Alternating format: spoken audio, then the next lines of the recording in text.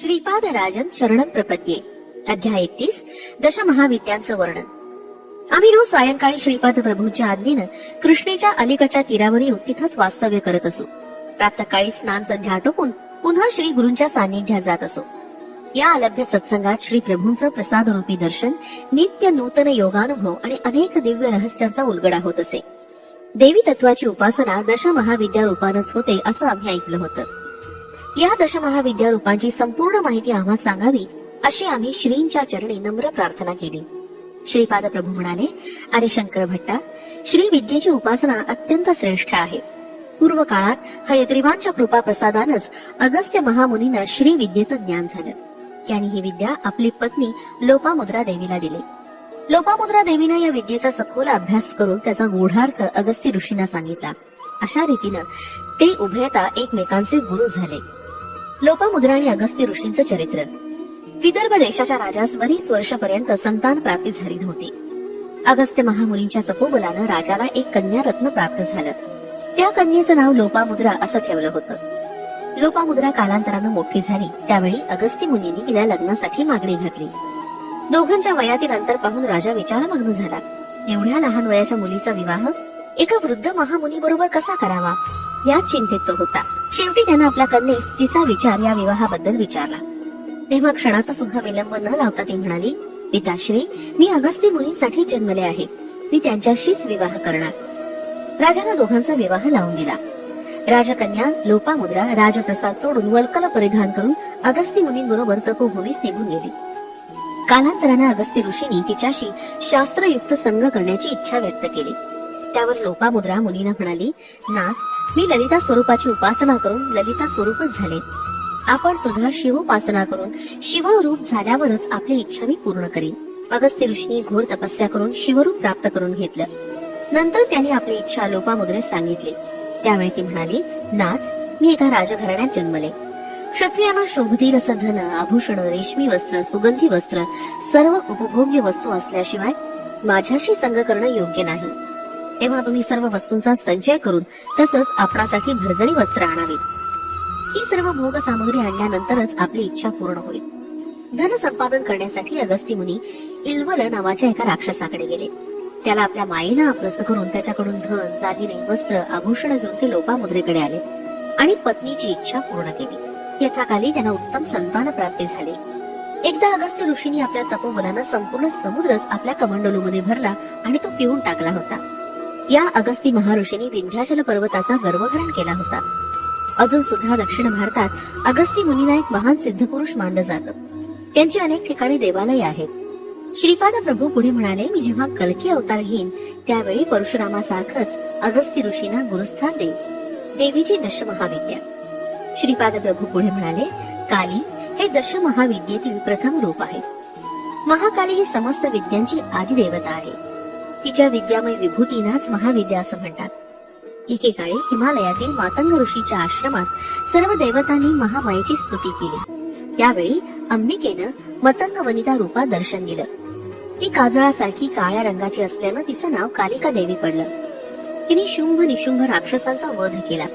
तिचं रूप काळं निळं असं असल्यानं तिला तारा असं सुद्धा नाव आहे. कोणताही संकल्प अथवा फलीभूत न झालेली योग साधना अल्प काळात गंतव्य स्थानास पोचावी यासाठी काली मातेची उपासना करतात. या साधना काळात काली मातेच्या साधकाच्या अंगाचा भयंकर दाह होतो, तो सहन करावा लागतो. दशमहाविद्येतील दुसरं रूप तारा देवीचं आहे. ही माता मोक्षदायिनी, सर्व दुःखांपासून तारण करणारी आहे. त्यामुळं तिचं तारा हे नाव प्रख्यात झालं.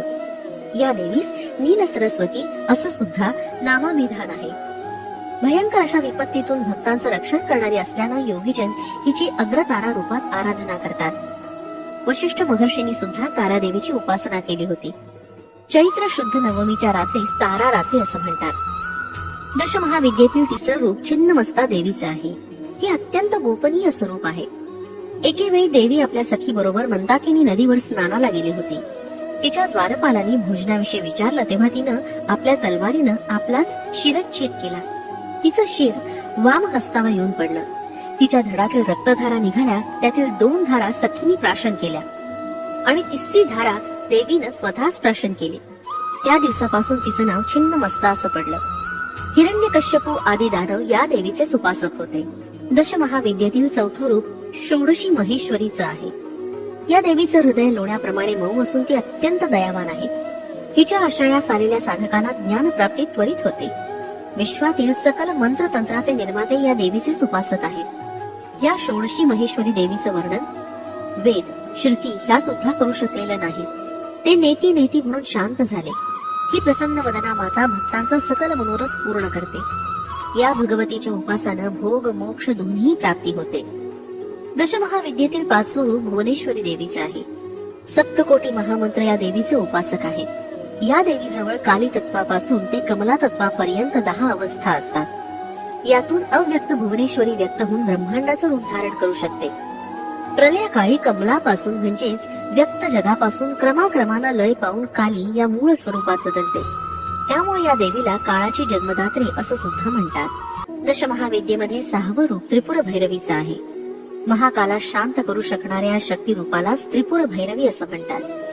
ही त्रिपुर भैरवी नरसिंह भगवानांची अभिन्न शक्ती आहे असं शास्त्रात सांगितलं आहे. सृष्टीमध्ये परिवर्तनाची प्रक्रिया सतत चालूच असते. या प्रक्रियेस आकर्षण आणि विकर्षण हे मूल कारण स्वरूप असतात. ही क्षणोक्षणी होणारी क्रिया आहे. या त्रिपुर भैरवीचं रात्रीचं नाव कालरात्री आणि भैरवाचं नाव कालभैरव आहे. या दोघांच्या संयुक्त स्वरूपानंच माझा येणारा नृसिंह सरस्वती अवतार होणार आहे. हा अवतार महायोग्यांसाठी त्रिपुर भैरवी आणि कालभैरवनाथ अवतार म्हणून मानला जाईल. दशमहाविद्येतील 7वं रूप धूम्रावती आहे. ही धूम्रावती उग्र ताराच आहे. या देवीस शरण जाणाऱ्या साधकांची सारी संकट नष्ट होऊन तिच्या कृपा प्रसादानं सकल संपदा प्राप्त होते. दशमहाविद्येतील 8वं रूप बगलामुखी देवीचं आहे. ऐहिक पारलौकिक देश समाजाचं अरिष्ट निवारणासाठी तसंच शत्रूच्या शमनासाठी या देवीची आराधना केली जाते. विष्णू भगवान परशुरामासह या देवीचे भक्त होते. श्री तिरुमला क्षेत्रातील श्री व्यंकटेश्वर स्वामींनी या देवीची मातेच्या स्वरूपात आराधना केली होती. दशमहाविद्येतील 9वं रूप मातंगी मातेचं आहे. मानवाच्या गृहस्थ जीवनास सुखी करून पुरुषार्थ सिद्धीस देण्याची शक्ती मातंगी मातेचीच असते. या देवीला मातंग ऋषीची कन्या असं सुद्धा मानतात. दशमहाविद्येतील 10वं रूप कमलालया मातेचं आहे. ही सुख समृद्धी प्रदान करणारी देवता आहे. भार्गव मुनींनी या मातेची आराधना केली होती. या कारणानं तिला भार्गवी असं सुद्धा नाव लाभलंय. या मातेच्या कृपेनं पृथ्वीचं पतित्व तसंच पुरुषोत्तमत्व या दोन्हीचा लाभ होतो. हीच देवी श्री व्यंकटेश्वर स्वामींबरोबर पद्मावती रूपात तिरुमला क्षेत्रात असते. श्रीपाद प्रभू पुढे म्हणाले, दशमहाविद्या स्वरूपिणी अनघा देवी आणि तिचा प्रभू अनघ म्हणजे साक्षात दत्त प्रभू यांची अर्चना केली असता अष्टसिद्धींची प्राप्ती होते. प्रत्येक महिन्यातील कृष्ण अष्टमीस अनघाष्टमी मानून अनघा मातेची पूजा अर्चा करावी. या तुमच्या आराधनेनं सर्व मनोकामना पूर्ण होतील. प्रभू पुढे म्हणाले, अरे शंकर भट्टा, तू रचलेल्या श्रीपाद श्रीवल्लभ चरित्रामृताचे पारायण करून येणाऱ्या शुक्ल अथवा कृष्ण अष्टमीस अनघा अष्टमीचे व्रत करून 11 गृहस्थांना जेवण द्यावं अथवा त्यांना पुरेल एवढी शिधा सामग्रीचं दान करावं. अशा पारायणानं व अन्नदानानं इच्छित फलप्राप्ती निश्चित होते. चरित्रामृताचा पारायण महिमा. प्रभू पुढे म्हणाले, श्री चरित्रामृत हा केवळ एक ग्रंथ आहे असं मानू नये. हा एक सजीव अशा महाचैतन्याचा प्रभाव आहे. तुम्ही याचं पारायण करत असताना यातील प्रत्येक अक्षरातील शक्ती माझ्या चैतन्यात प्रवाहित होते. तुमच्या नकळत माझ्याशी भाव संबंध घडतो.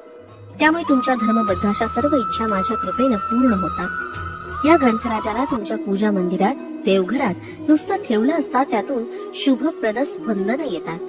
ही स्पंदनं दुष्ट शक्तींना दुर्दैव आणणाऱ्या शक्तींना पिटाळून टाकतात.